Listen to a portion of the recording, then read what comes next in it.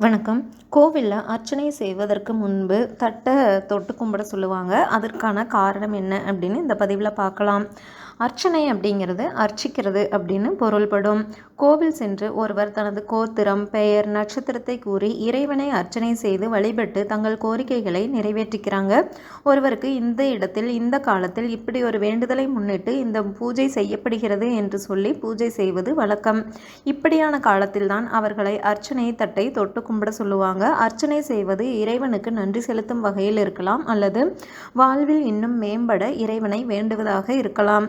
துன்பங்களை தாங்கும் மன உறுதி கேட்கலாம். கோவிலில் அர்ச்சனை செய்வது வீட்டில் பூஜை செய்வதை காட்டிலும் சக்தி வாய்ந்தது.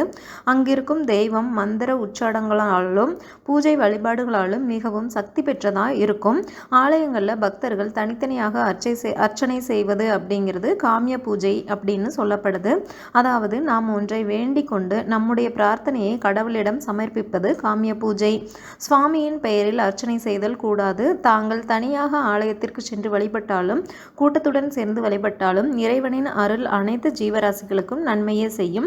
அதன் பொருட்டே ஆலயங்களில் அர்ச்சகர் பெருமக்களால் ஆகம முறைப்படி இன்றளவும் பூஜைகள் நடைபெற்று வருது. அவர்கள் அனுதினமும் சங்கல்பம் செஞ்சுக்கிட்டு பூஜையை தொடங்குவாங்க.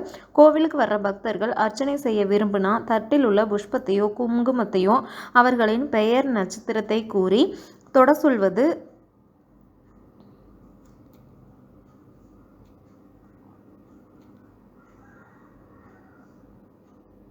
மரபு என்று கருதப்படுது. மேலும் தகவல்களுக்கு சேனலை சப்ஸ்கிரைப் பண்ணுங்கள். தேங்க்யூ.